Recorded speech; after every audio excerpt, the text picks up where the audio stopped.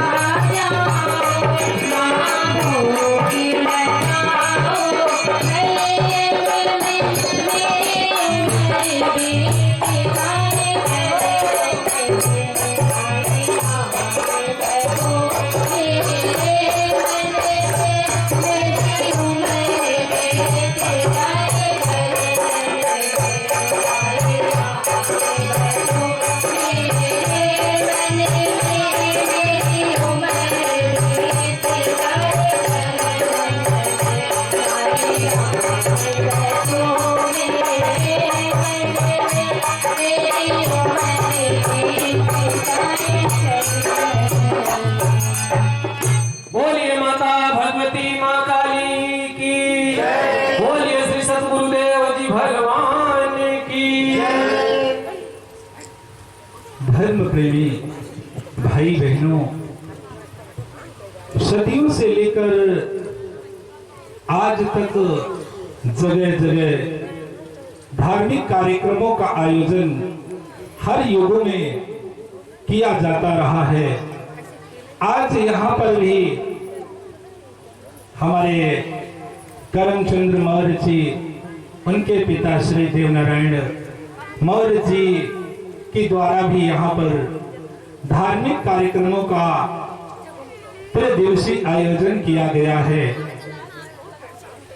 तो इसलिए हम लोग आज इसी विषय पर चर्चा करेंगे कि मनुष्य का पहला धर्म क्या होता है और पहला कर्म क्या होता है। इसी विषय पर आज हम लोग चर्चा करेंगे, क्योंकि आज जगह जगह धर्म के नारे लगाए जाते हैं, गौ माता के जयकारे लगाए जाते हैं। मेरा विरोध नहीं है, आप लोग खूब धर्म के नारे लगाएं, खूब गौ माता के जयकारे लगाएं, लेकिन मैं तो सिर्फ इतना ही निवेदन करना चाहता हूं कि क्या नारे लगाने मात्र से धर्म को बचाया जा सकता है, धर्म की रक्षा की जा सकती है, या गौ माता के जयकारे लगाने मात्र से क्या गायों को आज बचाया जा सकता है? नहीं बचाया जा सकता। तो धर्म की रक्षा के लिए, गौ माता की सुरक्षा के लिए हमें क्या करना पड़ेगा? हम लोगों को कर्मवान बन करके और कर्म करना पड़ेगा, तभी गौ माता की रक्षा की जा सकती है, धर्म की रक्षा की जा सकती है। यदि हम लोग धर्मवान बन करके, कर्मवान बन करके कर्म नहीं करेंगे तो गौ माता की रक्षा और धर्म की सुरक्षा कभी नहीं की जा सकती।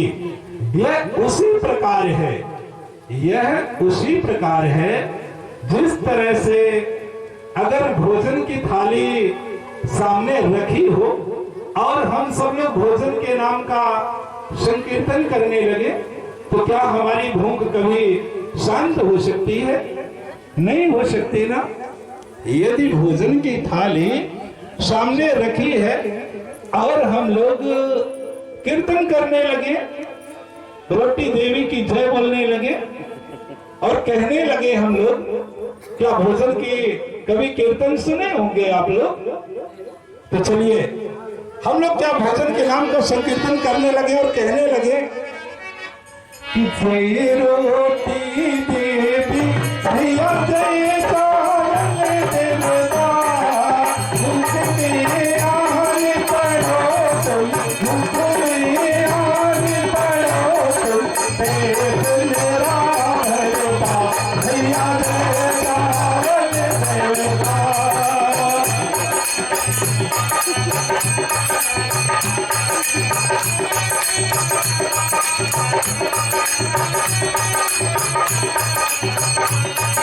से कम तालियां तो बजाते नहीं, क्योंकि भोजन ही ऐसी शक्ति है जिसके बल पर हम लोग निरंतर चलते रहते हैं।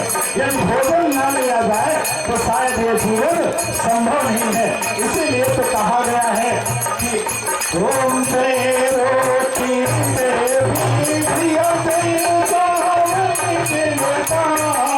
मुख में आने पड़ो तुम, मुख में आने पड़ो तुम, मेरा भरता भैया ने चावल देता, भैया ने चावल देता, भैया ने चावल देता, मुख में आने पड़ो तुम, मुख में आने पड़ो तुम, मेरा भरता भैया ने चावल देता।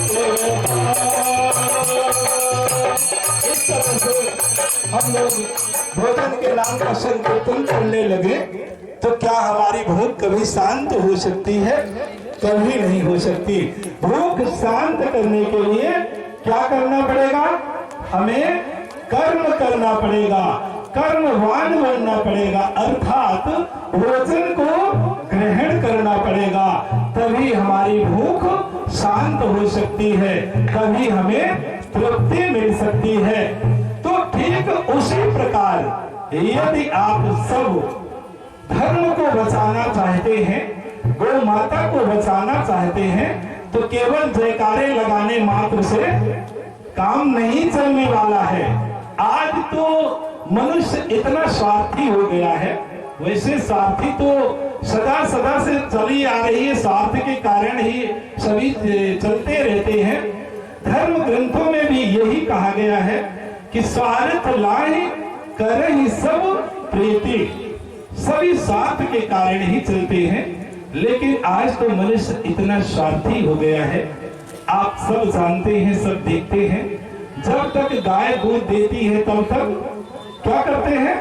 खूब खिलाते हैं, खूब पिलाते हैं, और भैया जब दूध देना बंद कर देती है तो क्या दशा होती है हम सभी जानते हैं, सभी देखते हैं। तो कहने का तात्पर्य है कि कभी नारे लगाने मात्र से, जयकारे लगाने मात्र से कभी रक्षा सुरक्षा नहीं की जा सकती।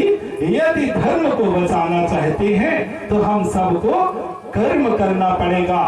तो धर्म की रक्षा के लिए, धर्म पथ पर चलने के लिए हमें यह जानना परम आवश्यक होता है कि मनुष्य के जीवन में, मानव के जीवन में धर्म की शुरुआत कहां से होती है?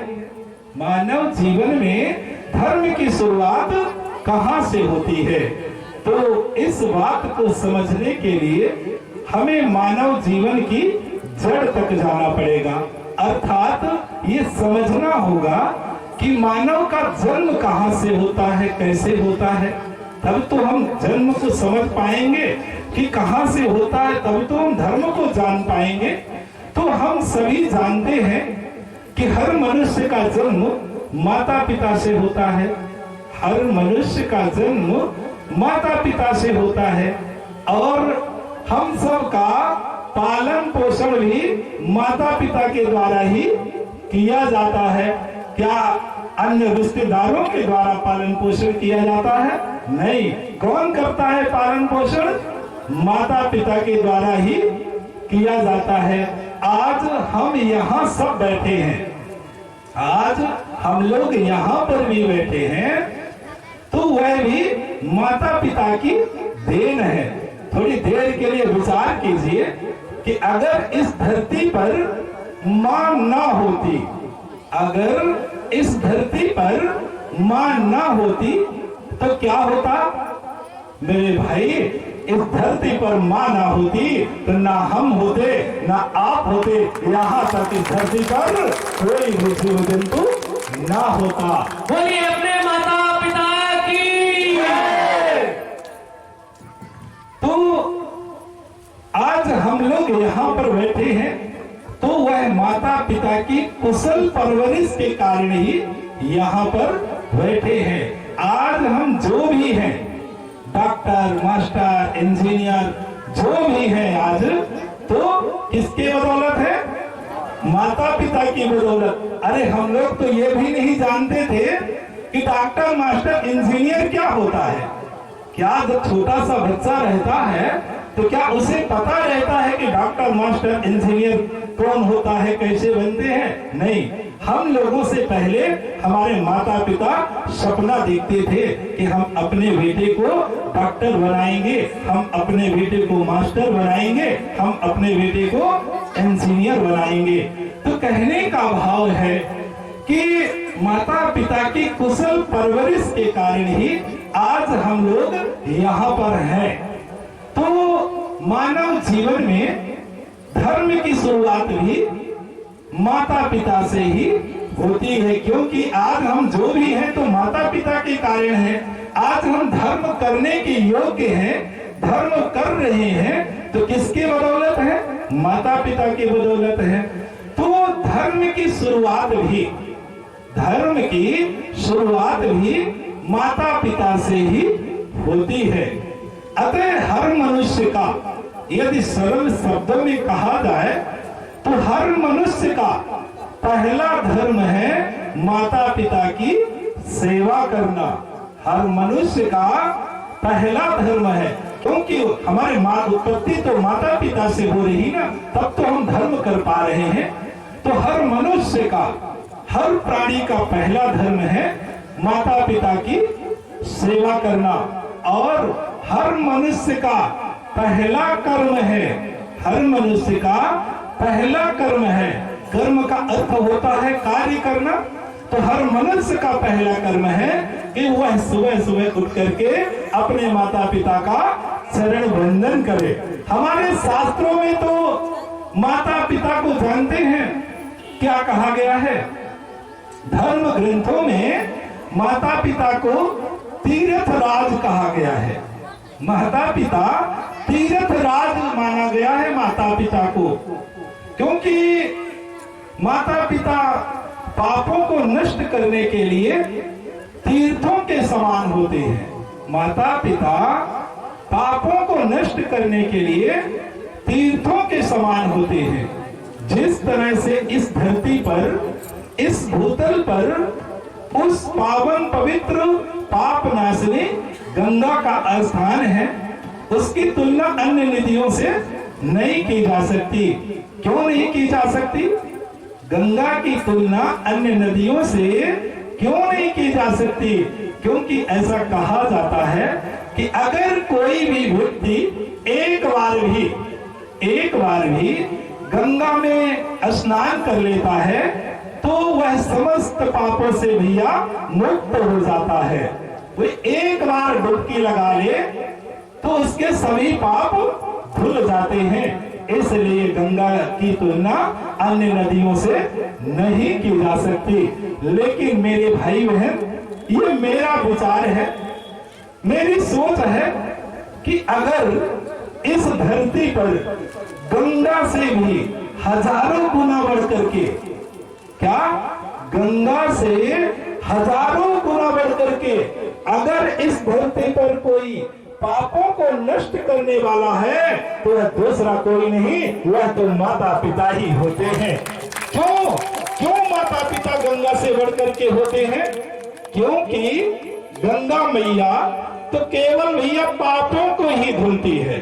क्या करती है गंगा मैया तो केवल पापों को ही धुलती है। लेकिन भैया जो माता पिता होते हैं ना, तो उन बुराइयों को ही नष्ट कर देते हैं जिससे पाप कर्मों की उत्पत्ति होती है। इसलिए इस धरती पर माता पिता गंगा से भी बढ़ करके श्रेष्ठ होते हैं, माने जाते हैं। लेकिन एक बात मैं बिल्कुल सही बोल रहा हूँ, 100% सत्य बोल रहा हूँ। इस बात को आप लोग मानेंगे या न मानेंगे ये तो मुझे नहीं पता है, लेकिन मैं अपने विचार से तो बिल्कुल सही बोल रहा हूँ, सत्य बोल रहा हूँ। वो कौन सी बातें हैं कि भैया अगर कोई व्यक्ति जीवन में अपने माता पिता की सेवा नहीं करता और वह गंगा में जाकर भले ही स्नान कर ले, परंतु वह कभी पाप मुक्त नहीं हो सकता, वह कभी पाप मुक्त नहीं हो सकता। लेकिन भैया, अगर कोई व्यक्ति अपने माता पिता की सेवा करता है, सुबह सुबह उठ करके उनका चरण वंदन करता है, उनके चरणों को धो करके चरणामृत का पान कर लेता है और उसी जल को अपने ऊपर छिड़काव कर लेता है, छिड़क लेता है, तो मैं दावे के साथ कहता हूँ कि वह व्यक्ति पाप मुक्त हो जाता है। उसके दुर्भाग्य के दिन सौभाग्य में बदल जाते हैं और उसे घर बैठे ही गंगा स्नान करने का पुण्य फल उसे मिल जाता है। इसीलिए तो अभी राष्ट्रीय उपाध्यक्ष जी के द्वारा आप सभी ने सुना है, क्या सुना है, क्या सुना है, क्या सुने हैं? अभी राष्ट्रीय उपाध्यक्ष के द्वारा सुने हैं कि माता पिता की सेवा करना और सारे तीर्थ घर में करना। तो भैया, जो अपने माता पिता की सेवा करता है वह घर में ही समस्त तीर्थों में जाने का पुण्य फल प्राप्त कर लेता है। इसलिए इस धरती पर माता पिता से बढ़ करके और दूसरा कोई श्रेष्ठ नहीं होता। अरे विचार कीजिए कि इस धरती पर जितने भी महापुरुष हुए हैं, अरे स्वयं भगवान विष्णु अवतार कहलाने वाले राम ने भी अगर इस धरती पर अवतार लिया है तो वह भी अपने माता पिता का चरण वंदन करते थे, चरण पूजन करते थे। लेकिन आज मनुष्य की क्या दशा है, यह तो विचार करने की बात है, समझने की बात है। तो कहने का भाव है कि आज तो जगह जगह रामायण का पाठ किया जा रहा है। मैं विरोध नहीं कर रहा भैया कि रामायण का पाठ मत कीजिए, लेकिन बस निवेदन करना चाहता हूँ, कहना चाहता हूँ कि क्या रामायण का पाठ कर लेने मात्र से, क्या रामायण का पाठ कर लेने मात्र से हमारे जीवन में कभी परिवर्तन आ सकता है? क्या रामायण को रट लेने मात्र से हमारे जीवन में क्या कभी परिवर्तन आ सकता है? क्या धर्म की रक्षा की जा सकती है रामायण को रट लेने मात्र से? नहीं मेरे भाई बहन, यदि आप लोग वास्तव में धर्म की रक्षा करना चाहते हैं, अपने जीवन में परिवर्तन लाना चाहते हैं, तो हमें राम के जीवन को देखना होगा, राम के चरित्र को समझना होगा। और यदि हम लोग राम के जीवन को देख करके उनके चरित्र का अनुसरण करके अपने जीवन के साथ जोड़ देते हैं तो हम लोगों में परिवर्तन आ जाएगा और हम लोगों के घर में स्वतः रामायण का आगमन हो जाएगा। क्योंकि जब व्यक्ति अपने जीवन को राम के जीवन के साथ जोड़ देगा, उनके चरित्र को अपने चरित्र के साथ जोड़ देगा, तो रामायण का आगमन तो घर परिवार में खुद ही हो जाएगा, क्योंकि राम का चरित्र ही ऐसा चरित्र है। तो कहने का भाव है कि हमें रामायण को समझने की जरूरत है, राम के जीवन को देखने की जरूरत है और अपने जीवन के साथ जोड़ने की जरूरत है। बोलिए माता भगवती माँ काली की जय, बोलिए श्री सतगुरुदेव जी भगवान की जय। और आज तो भैया दशहरे के दिन प्रतिवर्ष रावण के पुतले को फूंका जाता है, जलाया जाता है, रावण के पुतले का दहन किया जा रहा भैया, फिर भी रावण का वध नहीं हो पा रहा है। क्यों रावण का वध नहीं हो पा रहा है? क्योंकि रावण कहीं बाहर नहीं है, वह तो हम सभी के अंदर कुविचारों के रूप में बैठा हुआ है। आप लोग स्वतः विचार कीजिए, समझिए कि रावण के 10 सिर थे और 20 आंखें थी। कितने सिर थे रावण के? 10 सिर थे और 20 आंखें थे। तब भी उसकी नजर एक पराई स्त्री पर थी, तब भी उसकी नजर पर स्त्री पर थी। और जानते हैं आज हम लोगों के 2 सिर हैं, दो सिर है ना? नहीं भैया, एक सिर है और दो आंखें हैं। फिर भी हम लोगों की नजर स्त्री पर चली जाती है। तो सोच सोच करके सोचिए कि असली रावण कौन है। अरे जो पहले का रावण था तो वो जिस रास्ते से गुजरता था तो लोगों को पता चल जाता था कि भैया रावण आ रहा है, रास्ता खाली कर दीजिएगा। लेकिन आज के जो रावण है भैया, तो पता नहीं चलता कि कौन आ रहा है, वो छुपे रहते हैं और रावण से भी गया गुजरा वक्त पर कार्य करके चले जाते हैं। हम सभी देखते हैं कि हमारी बहन बेटियों को 6-6 वर्ष की बच्चियों के साथ दुष्कर्म करके उनकी हत्याएं कर देते हैं। तो क्या वो रावण नहीं है क्या? वो भी तो रावण से बढ़ करके हैं। क्यों रावण से बढ़ करके हैं? क्योंकि रावण जब माता सीता का हरण करके ले गया था तो वो कहाँ रखा था? अशोक वाटिका में। अपने कमरे में नहीं ले गया, अपने महल में नहीं ले गया और ना ही माता सीता के इच्छा के विरुद्ध कोई भी कार्य किया। लेकिन आज के असुर तो रावण से भी बढ़ गए हैं, बढ़ करके हो गए हैं। इसीलिए तो उन्हें असुर कहा गया है। अच्छा, असुर का अर्थ क्या है? असुर का अर्थ क्या है? जो सुर में ना हो। तो सुर में कौन होता है? जो मनुष्य होता है, जिसके अंदर मानवता होती है। मानवता क्या है? दया, ममता, करुणा, प्रेम। यदि ये व्यक्ति के अंदर है तो वास्तव में वो मानव कहलाने के अधिकारी है। तो जो मानव कहलाने के अधिकारी है तो उसी को सुर कहा गया है कि व्यक्ति सुर में है। और जो नशे मांस का सेवन कर रहा है वही तो असुर है। जैसे संगीत में कहते हैं ना, बेसुरा हो गया है, बेसुरा हो गया है, उसी तरह से असुर होता है।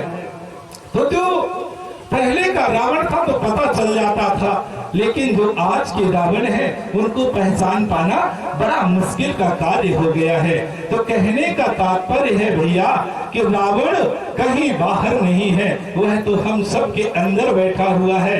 राम भी हम सब के अंदर बैठे हुए हैं। इसलिए रावण के पुतले को दहन करने से कभी रावण का वध नहीं किया जा सकता। अगर आप लोग रावण का वध करना चाहते हैं तो जो हम सब के अंदर विकारों के रूप में, कुविचारों के रूप में रावण बैठा हुआ है, तो उसे मारने का प्रयास करें और राम को अपने अंदर जन्म देने का प्रयास करें। तभी हम लोगों का जीवन सफल और सार्थक हो सकता है। तो धर्म प्रेमी बंधु, हमारे इस देश की माटी में अनेकों महापुरुषों ने जन्म लिया है। अगर किसी व्यक्ति को जीवन जीने की कला को सीखना है, हमें कैसे जीवन जीना चाहिए, इस विषय पर किसी को सीखना है, जानना है, तो इस भारत देश की माटी ने अनेकों महापुरुषों को जन्म दिया है। अनेकों महापुरुष हुए हैं इस धरातल पर, जो समाज की दिशा और दशा को बदलने के लिए निरंतर प्रयास करते रहे। कितनी महान है इस देश की माटी, कितनी महान है इस देश की धरती। धन्य है इस देश की धरती जहां अनेकों महापुरुषों ने जन्म लिया है। इसीलिए तो कहा गया है कि धन्य धन्य इस देश की माटी, जन्मे जहाँ श्री राम रे। अरे धन्य धन्य इस देश की माटी, जन्मे जहाँ श्री राम रे। अनेकों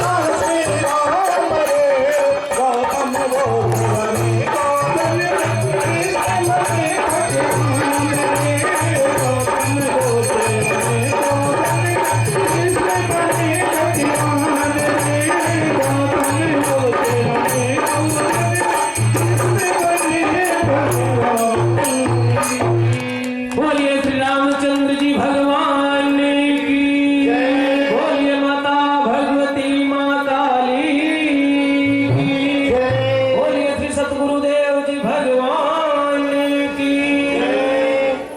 तो भैया कहने का भाव है कि इस देश की माटी ने अनेकों महापुरुषों को जन्म दिया है, और हम उन्हीं महापुरुषों के जीवन को देख करके जीवन जीने की कला को सीख सकते हैं। अगर किसी व्यक्ति को त्याग की तपस्या की कला को सीखना है, अगर किसी व्यक्ति को त्याग और तपस्या की कला को सीखना है, तो वह गौतम बुद्ध, महावीर और विवेकानंद के जीवन को देखे।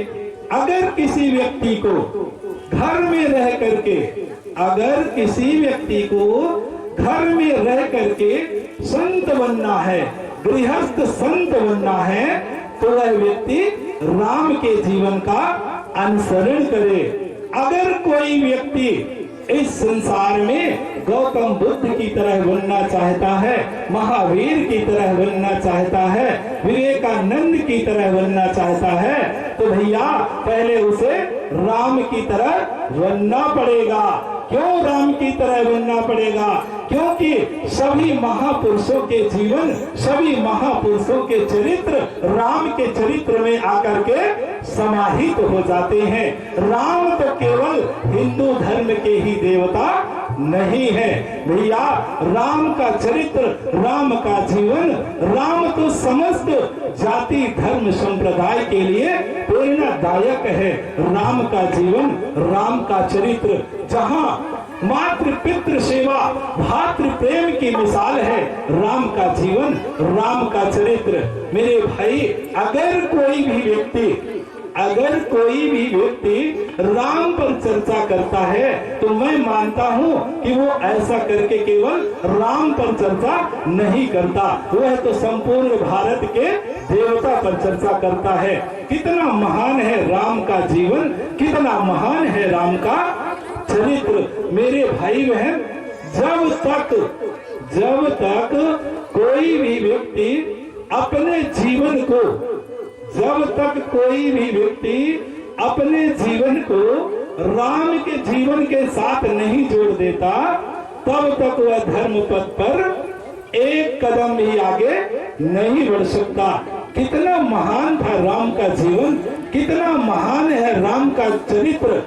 तो हमें राम के जीवन से अपने जीवन को जोड़ने की आवश्यकता है। कितना महान है राम का जीवन, इसलिए आज हम लोग इस मऊ आइमा की पावन धरती पर बैठ करके संकल्प करेंगे और अपने घर में रामायण को लाने का प्रयास करेंगे। तो कितने लोग हैं यहाँ पर, कितने भक्त हैं ऐसे जो अपने घरों में, परिवारों के बीच में रामायण को लाना चाहते हैं? हाथ ऊपर करें तो, हाथ ऊपर करें। कितने लोग हैं जो रामायण को लाना चाहते हैं? चलिए, बहुत अच्छी बात। अपने लिए तालियां तो बजा दीजिए, तालियां तो बनती है स्वयं के लिए।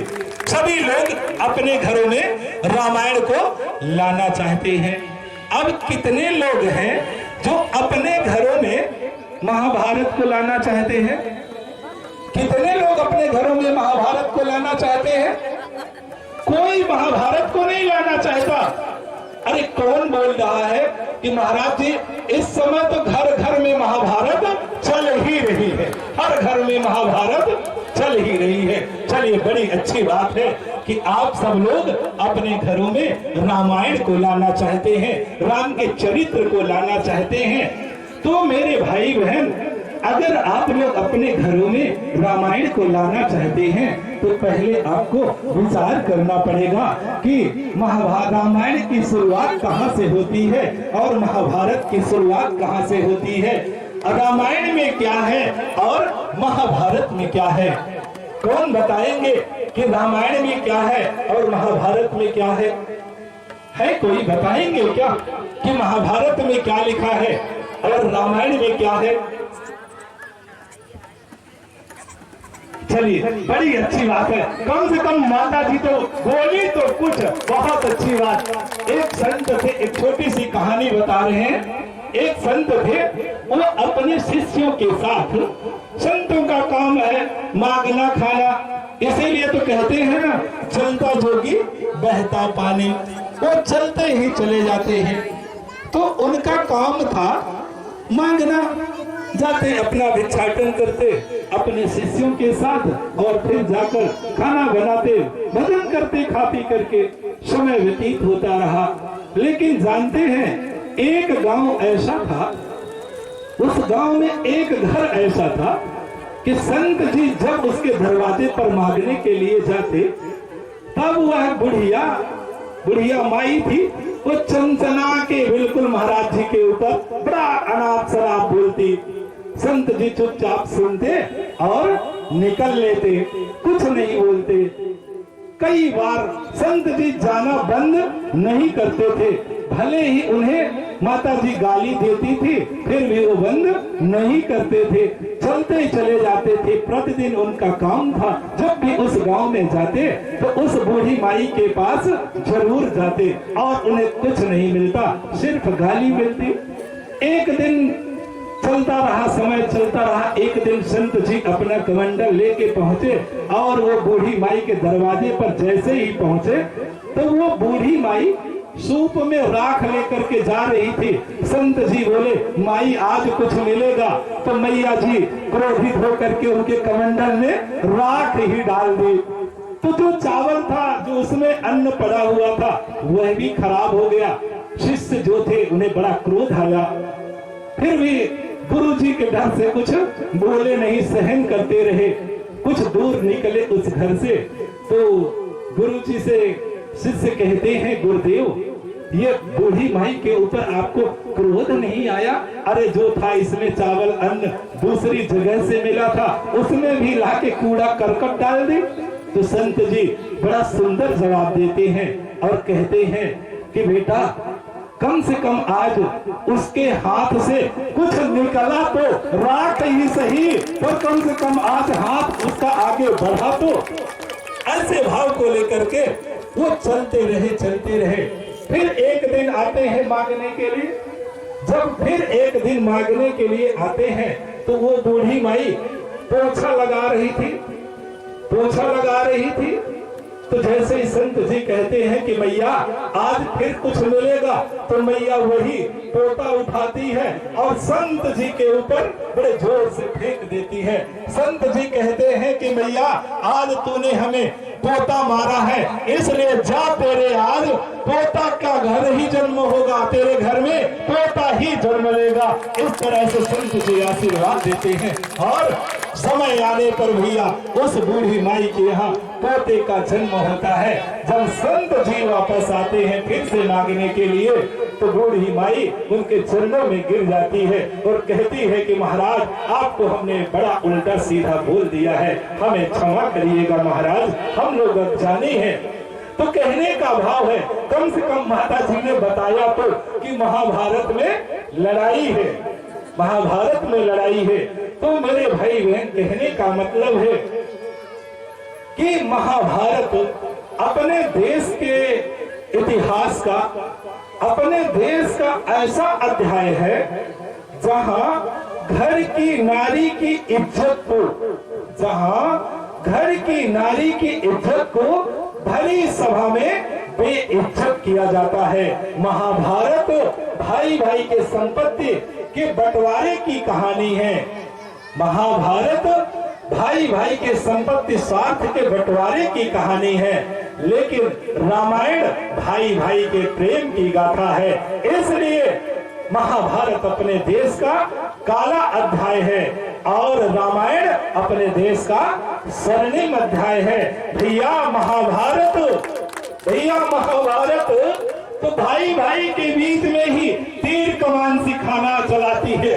जैसे अभी माई ने कहा कि लड़ाई होती है, तो महाभारत जो है तो भाई भाई के बीच में ही तीर कमान चलाना सिखाती है कि भैया सब कोई आपस में लड़ते रहो। लेकिन रामायण जानते हैं, रामायण उन लोगों के ऊपर तीर कमान चलाने की प्रेरणा देती है जो हमारे बहन बेटियों के ऊपर बुरी नजर डालते हैं, उन्हें उठाकर ले जाने की हिम्मत रखते हैं। ऐसे व्यक्तियों पर रामायण हमें तीर कमान चलाने की प्रेरणा देती है। तो कहने का भाव है कि रामायण भाई भाई के प्रेम की गाथा है और महाभारत क्या है? महाभारत भाई भाई के संपत्ति संघर्ष की कहानी है। तो कहने का तात्पर्य है कि यदि आप लोग अपने घरों में रामायण को लाना चाहते हैं, अपने घरों में रामायण को लेना चाहते हैं, तो आप लोगों को राम के जीवन को देखना होगा, रामायण को समझना होगा, राम के चरित्र को जानना होगा कि राम की पहली विशेषता क्या थी, राम की पहली विशेषता क्या थी। यदि रामायण को लाना चाहते हैं तो राम की पहली विशेषता को जानना होगा। तो राम की पहली विशेषता क्या थी? राम की पहली विशेषता थी सौम्यता, सदा प्रसन्न रहना, मुस्कुराते हुए हर कार्य को करना, चाहे परिस्थितियां भैया जितने विपरीत हो जाए, परंतु राम उन परिस्थितियों से कभी हार नहीं माने, ना तो वो दुखी हुए, निरंतर हर परिस्थितियों का सामना करते रहे। और आज हम लोगों के पास छोटी छोटी समस्याएं आ जाती हैं तो हम लोग रोने लगते हैं, बिलखने लगते हैं। भैया विचार कीजिए कि इस संसार में दुख किसको नहीं मिला, इस संसार में दुख किसको नहीं मिला।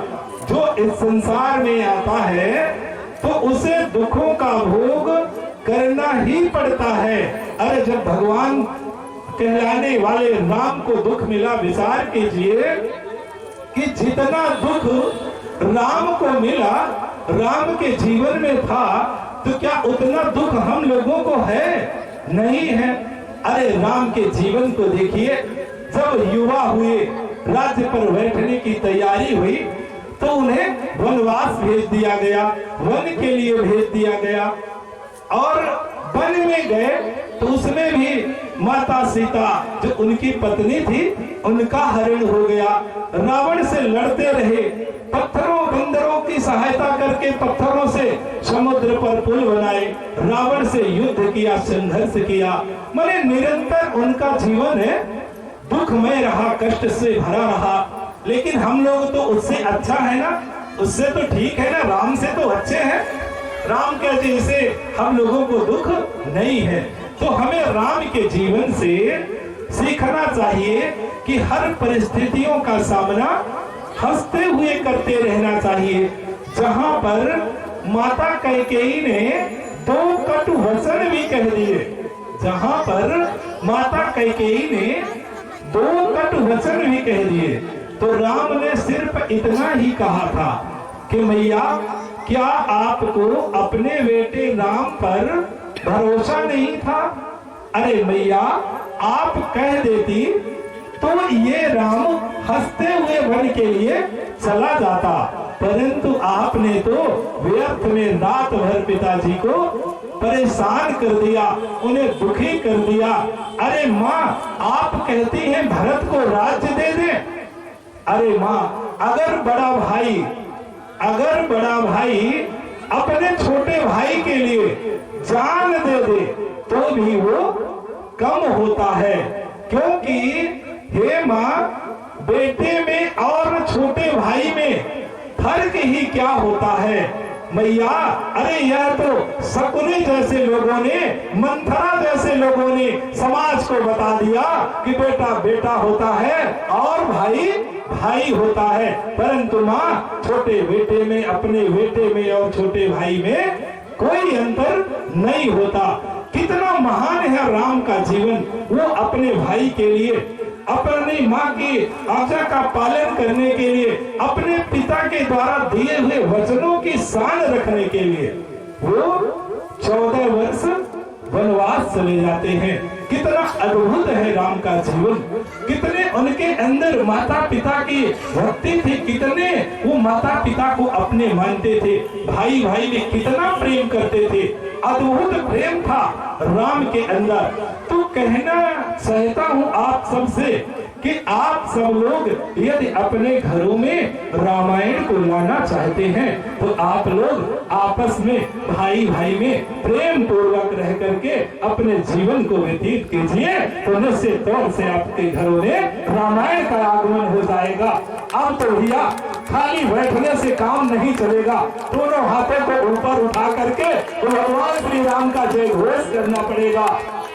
बोलिए मर्यादा पुरुषोत्तम श्री राम की, रामचंद्र भगवान की, भगवती माँ काली की, बोलिए श्री सतगुरुदेव जी भगवान की, सत्य सनातन धर्म की। तो भैया रामायण को लाने के लिए हमें राम के जीवन को देखना पड़ेगा और उनके चरित्र को समझना पड़ेगा, उनकी विशेषता को समझना पड़ेगा। तो राम की और भी विशेषता थी कि सभी भाई आपस में प्रेम पूर्वक रहते थे। क्या वो भाई लड़ते थे? कभी आपस में नहीं लड़ते थे। और आज हम लोगों की दशा क्या है? आज हम लोगों की दशा क्या है? ये तो समाज अपनी खुली आंखों से हम सब देख रहे हैं कि हम लोगों की दशा क्या है। इसलिए सत्संग में यही कहना चाहते हैं, रामायण से यही कहना चाहते हैं कि आप सब आपस में प्रेम पूर्वक रहना प्रारंभ कर दीजिए। जिस तरह से भगवान राम अपने सभी भाइयों से अनन्य प्रेम करते थे, प्रेम की मिसाल तो देखने के लिए तब मिलती है जब भैया लक्ष्मण को पता चलता है। क्या? जब लक्ष्मण को पता चलता है कि आज हमारे बड़े भैया श्री राम और भाभी सीता वो वन के लिए जा रहे हैं, तब लक्ष्मण जी दौड़ते हुए अपनी मां सुमित्रा के पास आते हैं, उनके चरणों में प्रणाम करते हैं और कहते हैं कि मैया हम आपसे एक वचन मांगने आए हैं, वह आप अभी देने की कृपा करें। ऐसा सुन करके तो सुमित्रा के आंखों से झरझर आंसू बह ही रहे थे, क्योंकि भगवान श्री राम वन को जा रहे थे, वन को जा रहे थे, तो उनके आंखों से आंसू तो चल ही रहे थे। उसी समय लक्ष्मण भी कहते हैं कि माँ हमें एक वचन दे दीजिए। तो उस समय सुमित्रा कहती है कि बेटा अब तू कौन सा वचन मांगने के लिए आ गया है? अरे अभी कैकेयी ने तो 2 वचन मांग करके पूरी अयोध्या को अनाथ कर दिया, रघुकुल को कलंकित कर दिया, पूरी अयोध्या बिखर गई। अब बेटा तू कौन सा वचन मांगने आया है? चल ठीक है, तुझे 2 दिन बाद हम तेरे भी वचन पूरा कर देंगे। ऐसा सुन करके आज मेरे भाई बहन लक्ष्मण जी माँ के चरणों में सिमट जाते हैं, दंडवत हो जाते हैं और कहते हैं कि मैया अगर आपने हमें अभी इसी वक्त हमें वचनों का पूर्ण नहीं किया, हमारे वचनों को पूर्ण नहीं किया, तो हमारे हाथ जीवन भर पश्चाताप के अलावा कुछ नहीं बचेगा। तो ऐसा सुन करके आज माता सुमित्रा कहती है कि बेटा चल मांग ले, तू भी मांग ले। अरे जब अयोध्या अनाथ हो गई, रघुकुल कलंकित हो गया, सूर्यवंश का सूर्योदय अस्त होने लगा है, तो फिर अब बचा ही क्या है? बेटा चल तू भी मांग ले जो भी मांगना हो। तो मेरे भाई बहन आज अपने माँ सुमित्रा की बातों को सुन करके लक्ष्मण जी कहते हैं कि माँ हमें एक वचन देने की कृपा करें कि मेरे बड़े भैया श्री राम और भाभी सीता वन के लिए जा रही हैं, इसलिए माँ हमें भी उनके साथ जाने की आज्ञा दे दीजिए, माँ आज्ञा दे दीजिए। ऐसा सुन करके तो सुमित्रा आज लक्ष्मण को उठाकर गले से लगा लेती है, सीने से लगा लेती है और कहती है कि बेटा धन्य है तू, धन्य है। अरे तूने तो आज दूध की लाज को रख लिया, अयोध्या को अनाथ होने से बचा लिया, रघुकुल को कलंकित होने से बचा लिया। धन्य है बेटा, तो धन्य है। अरे ऐसे बेटे पर तो हमें गर्व है कि हमने ऐसे बेटे को जन्म दिया है जो अपने बड़े भैया और भाभी की सेवा करने के लिए वन जाने के लिए तैयार है। जा बेटा जा, तू वन जा और अपने बड़े भैया भाभी की खूब सेवा करना। ये है राम का जीवन भाई, ये है राम का चरित्र। हम कितना प्रेम था राम के अंदर, उनके भाइयों के अंदर कि सभी एक दूसरे के प्रति मर मिटने के लिए तैयार रहते थे। वो प्रेम अगर 10% भी हम लोग अपने जीवन के साथ जोड़ दें तो मैं दावे के साथ कहता हूं कि मेरे भाई वह घर घर नहीं रह जाएगा, वह घर तो अयोध्या की तरह शांति देने वाला बन जाएगा, स्वर्ग की तरह वह घर शांति देने वाला बन जाएगा।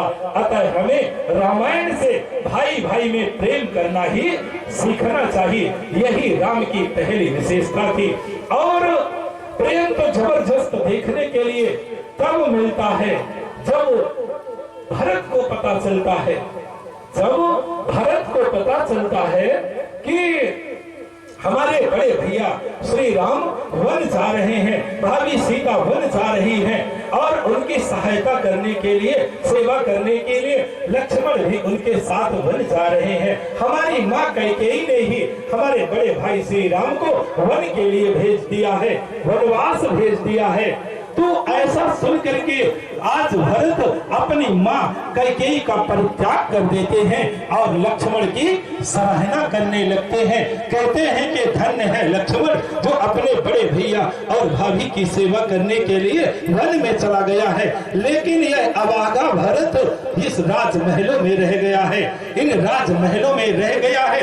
ऐसा अपने आप को आज भरत कोस रहे हैं और कहते हैं कि ऐसे राज्य का मैं परित्याग करता हूँ जिस राज्य में बड़े भाई का आदर ना हो, बड़े भाई का सम्मान ना हो, ऐसे राज्य का ही परित्याग कर देना ही उचित होता है। आज भरत जी राज्य का परित्याग कर देते हैं और अपने बड़े भाई श्री राम को मनाने के लिए चित्रकूट की ओर निकल पड़ते हैं। तो चित्रकूट की एक गाथा मिलती है कि जिस समय भगवान श्री राम चित्रकूट में थे तो वहाँ सभी ऋषि मुनि आकर के, सभी दैवी शक्तियां आकर के मनुष्य का रूप धारण करके, नर तन धारण करके उनका दर्शन करते थे। तो उसी समय एक जो देवी शक्ति होती है, तो जंगल की शक्ति होती है, वह भी आकर के भगवान के चरणों में प्रणाम करती है, राम के चरणों में प्रणाम करती है और कहती है कि प्रभु हमारे लिए भी कोई सेवा का अवसर मिल जाए, कोई सेवा का अवसर हमारे लिए भी मिल जाए तो मैं भी बड़भागी हो जाऊंगी। तो ऐसा सुन करके आज भगवान श्री राम कहते हैं कि देवी यदि तू सेवा का अवसर पाना ही चाहती है, सेवा करना ही चाहती है, तो हमारे छोटे भाई भरत हमें लेने के लिए यहाँ से गुजर रहे हैं, आएंगे जंगलों से होकर के निकलेंगे, तो उन रास्तों में जो कांटे कंकड़ हैं उन सबको हटा दीजिएगा जिससे हमारे भाई को कोई दिक्कत ना हो। ऐसा सुन करके बोलिए माता भगवती माँ काली की, बोलिए श्री सतगुरुदेव जी भगवान की, श्री रामचंद्र जी माँ।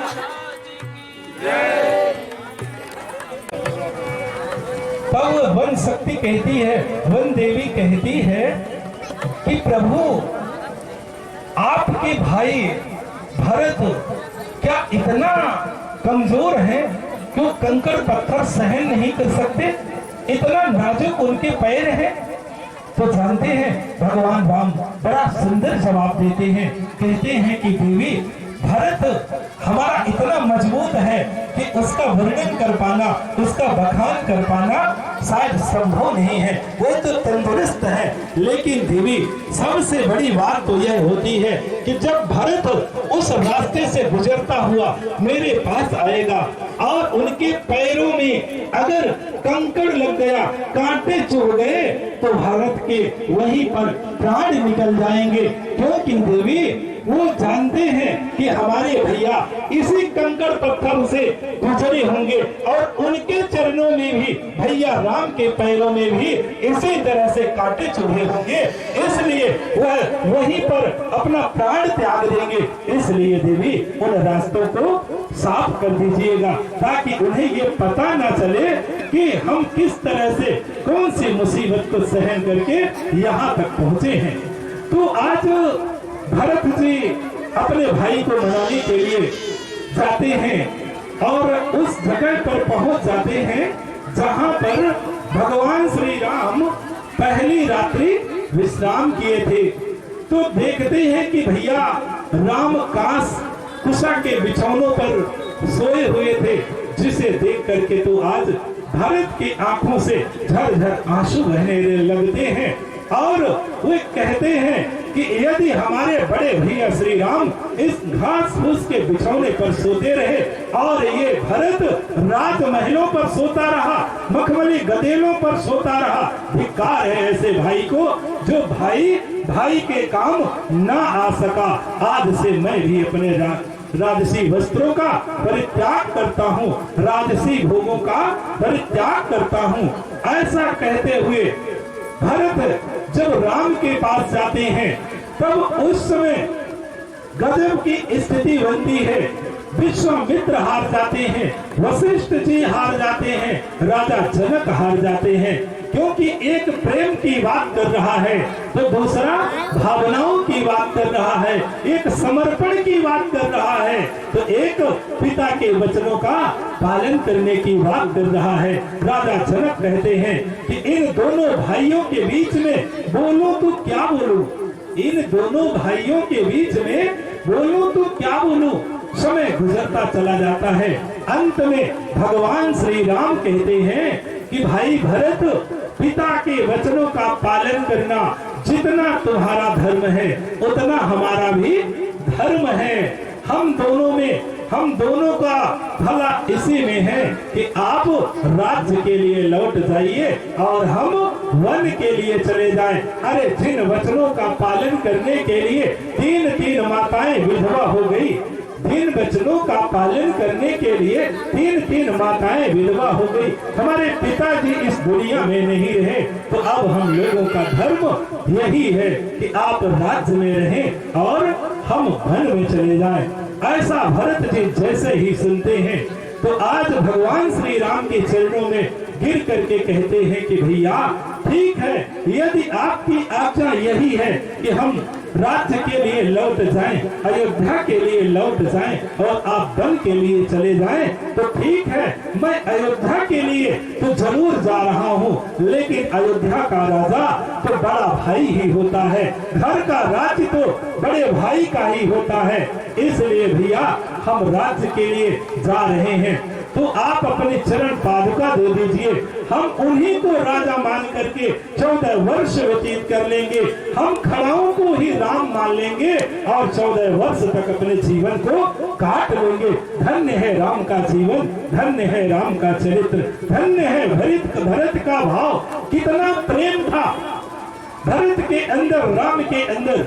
और जो भगवान राम ऐसा सुनते हैं, भरत खड़ाऊ मांगते हैं, चरण पादुका मांगते हैं, लक्ष्मण जी चरण पादुका को लाते हैं और तब भरत जी कहते हैं कि प्रभु भैया राम, इसमें आप अपने चरण रख दीजिए।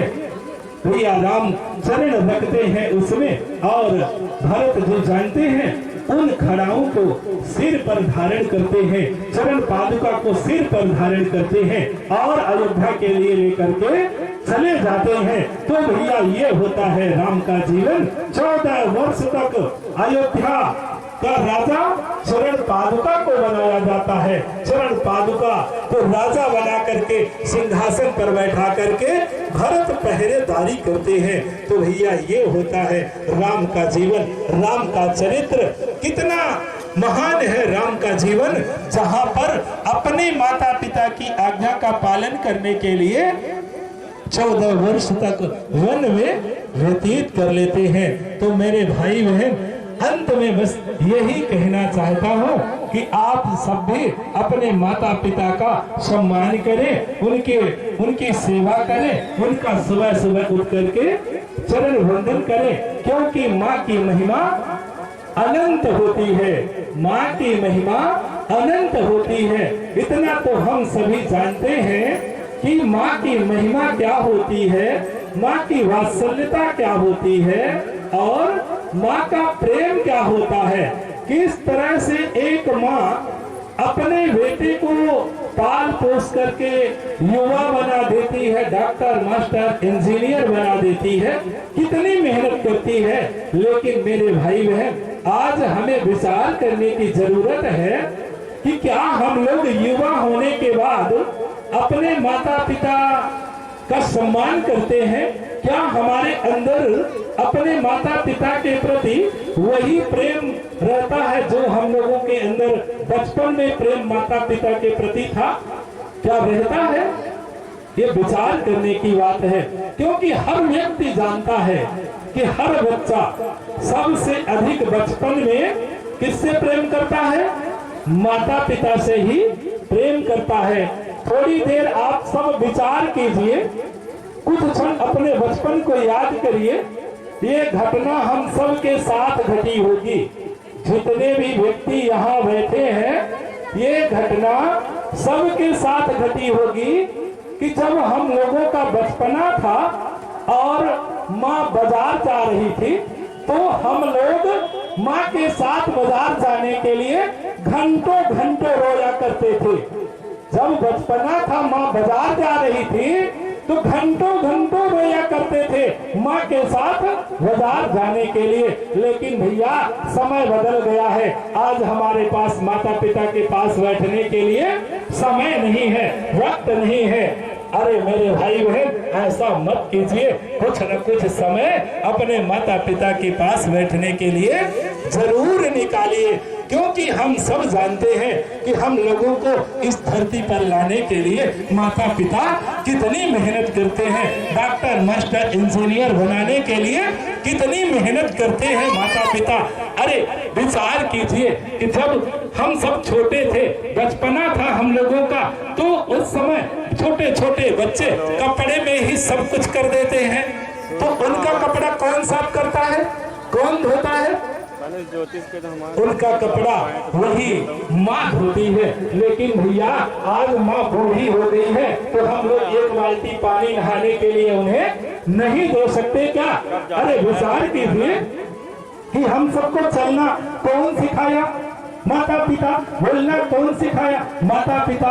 अरे हम सबके पिता ने हम सबको चलना सिखाने के लिए, हम सबको चलना सिखाने के लिए, हमारी खुशी के लिए हर पिता घोड़ा तक होना था और अपने बेटे को पीठ पर बैठा करके घुमाता था कि नहीं घुमाता था?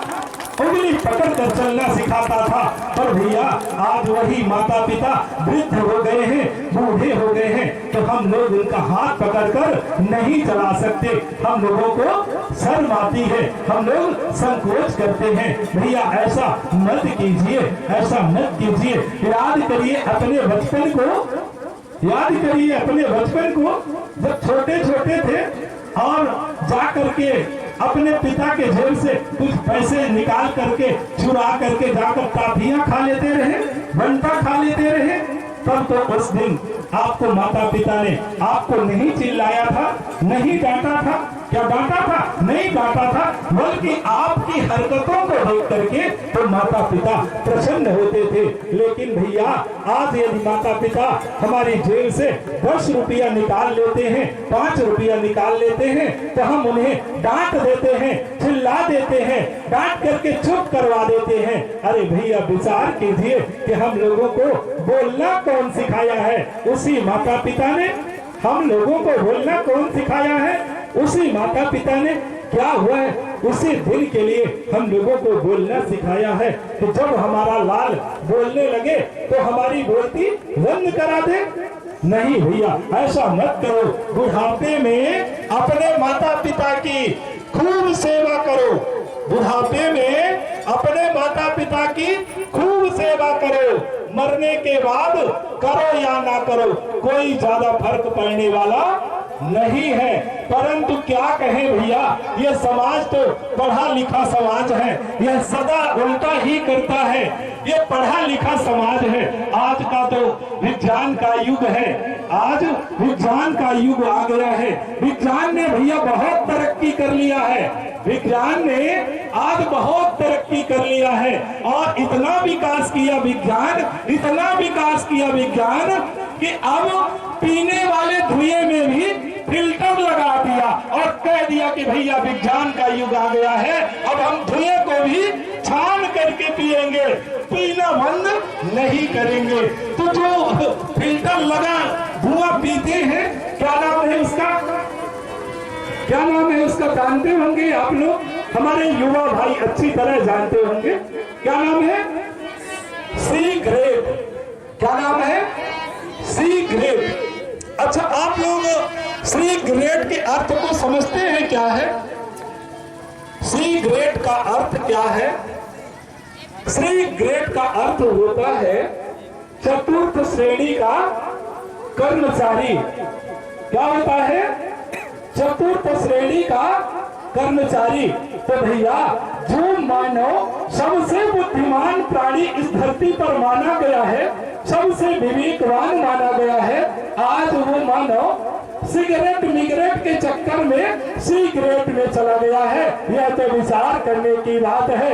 इसलिए बस आखिरी शब्दों में यही कहना चाहते हैं, आप सबसे निवेदन करना चाहते हैं कि अगर आप लोगों ने सत्संग को सुना होगा तो आज से दो बात हमारी जरूर मान लीजिएगा। सुबह सुबह उठ करके अपने माता पिता की सेवा करिए, उनका चरण वंदन करिएगा। और दूसरी बात है, जिस तरह से कैकेयी ने 2 वचन मांगा था, तो आज हम भी कथा के आखिरी दिवस में आप सबसे 2 ही वचन मांग रहे हैं, ज्यादा नहीं मांग रहे हैं। तो कितने लोग देने के लिए तैयार हैं? पहले भैया तय हो जाए तभी बोलेंगे, नहीं तो नहीं बोलेंगे कि हमारी बात भी खराब हो जाए। तो कितने लोग हमें 2 वचन देना चाहते हैं? कुछ ही लोग देना चाहते हैं। अरे इतने, हाँ, अब आनंद आया। एक बार जोर से जय घोष करेंगे, बोलिए माता भगवती माँ काली की जय, बोलिए श्री सतगुरुदेव जी भगवान की जय। तो भैया पहला वचन है कि सुबह सुबह उठ करके आप सभी अपने माता पिता का चरण वंदन करेंगे, उनकी आज्ञा का पालन करेंगे। माताओं बहनों से भी यही कहना चाहते हैं कि माता पिता दूर होंगे परंतु सास ससुर तो पास में ही होंगे। और धर्म ग्रंथों में भी कल यही बताया गया है कि सास ससुर पद पंकज पूजा, यही सम नारी धर्म नहीं दूजा। तो सास ससुर की सेवा करिएगा, उनका सम्मान करिएगा।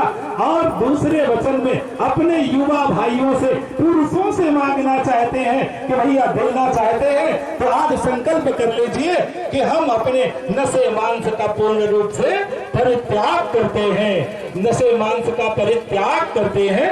यही हमें 2 वचन चाहिए। इन शब्दों के साथ आज कथा के आखिरी शब्दों में, आखिरी दिवस पर आप सभी को बहुत बहुत दुआएं, बहुत बहुत आशीर्वाद। आप सभी भक्तों का जीवन सदैव सुख शांति समृद्धि सौभाग्य से भरा रहे। बोलिए माता भगवती माँ काली की जय, बोलिए श्री सतगुरुदेव जी भगवान की जय। हम सब लोग इस भजन का आनंद लेते हैं और भजन के साथ माँ से कहना चाहते हैं, निवेदन करना चाहते हैं कि भैया हम लोगों के ऊपर आपकी सदैव दया दृष्टि बनी रहे। ऐसे भाव को लेकर के कहना चाहते हैं कि हो जा दयाल माई, हो जा दयाल, आए हैं